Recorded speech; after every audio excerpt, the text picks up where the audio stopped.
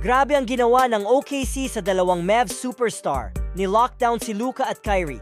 Muntik ma-outscored mag-isa ni SGA ang combined points ng dalawa. Halos maiyak si Holmgren sa sakit ng ginawa ni Kyrie Irving. Inasar pa ni Gafford habang nasa sahig. Game 1 ng West Conference Playoffs Round 2. Dallas Mavericks kontra sa second youngest team sa NBA na OKC Thunder. Solid ang depensa ni Derrick Jones Jr. sa umpisa ng game. Nakawala naman si SGA sa depensa ni Luka Doncic. Scoop layup para sa unang puntos ng OKC. Well, nakabawi naman agad si Luka na nagtala ng 7 straight points para sa opensa ng Dallas. Leading scorer so far si Luka para sa Dallas ang kanyang 7 points, pero di pa gaanong nakukuha ang kanyang rhythm. 3 out of 7 field goal attempts at 1 out of 4 sa tres. Back-to-back points din ang ginawa ng Rookie of the Year candidate na si Chet Holmgren. Nagsitayuan pa nga ang crowd sa kanyang alley-oop dunk setup by Josh Giddey. May kasamang foul, sumabay pa si Daniel Gafford. Maalat si Kyrie Irving nag-commit ng 4 na turnover dito sa first quarter at hindi rin naipasok ang kanyang 2 shot attempts. Big help off the bench para sa Dallas si Josh Green na pumukol ng 2 3-pointer. Leading scorer sa OKC si SGA na meron ng 8 points so far. Pinatumba pa si Dante Exum under 2 minutes mark. At bago matapos ang first frame ay na-erase ni Chet Holmgren ang layup ni Exum. Second difference, shot clock to game clock. Winding down first quarter.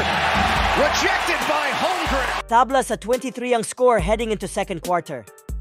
First points ni Kyrie Irving ay nakuha niya dito sa second quarter mula pa sa free throw line under 11-minute mark at nasundan niya pa ng isang pull-up jumper. Halos maiyak naman si Chet Holmgren nang aksidenteng mahampas ni Uncle Drew ang mukha nito at nauwi pa sa second chance putback dunk ni Dereck Lively in transition.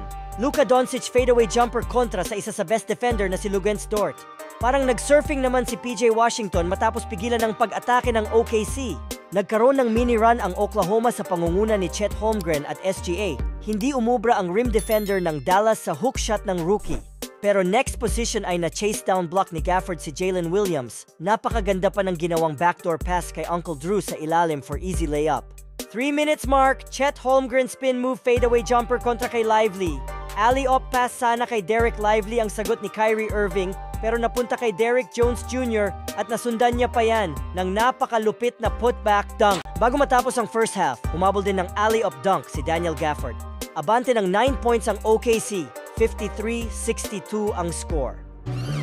Nag-mini run ang Dallas sa simula ng third quarter back-to-back 3-point shots mula kay Washington at Kyrie Irving. Nagpaparamdam na ang dalawang superstar ng Dallas. Ibang klase talaga ang handles ni Uncle Drew. Nadulas na pero nagawan pa ng paraan assist kay Luka for cutting layup.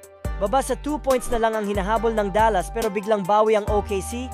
Ni-lockdown pa ni Dort si Luka Doncic at nauwi sa slam dunk ni Jalen Williams. Pati si Kyrie, hindi nakatakas sa depensa ng Oklahoma na supalpal ng 7-footer rookie.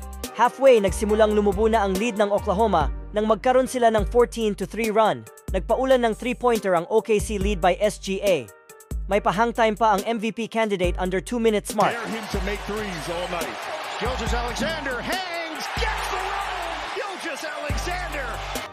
Natapos ang third quarter sa score na 79-89 nang maipasok ni Kyrie Irving itong buzzer beater 3-pointer.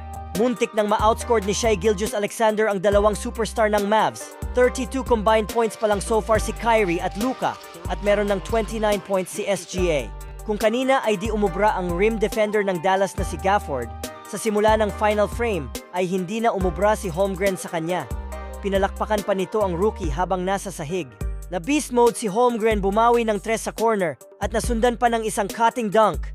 Hype na hype ang rookie, nag-flex at napasigaw sa harap ng crowd. Hindi na nadagdagan ang puntos ni SGA dito sa fourth quarter pero nag-take over naman si Jalen Williams. Nakipagsagutan ng puntos kay Kyrie Irving, 3 ang pinaulan. Pinasabay pa si PJ Washington sa kanyang baseline two-handed dunk. Natulala na lang si Coach Jason Kidd. They're running Williams. Halfway surrender na ang Dallas dahil pinaupo na si Luka at Uncle Drew.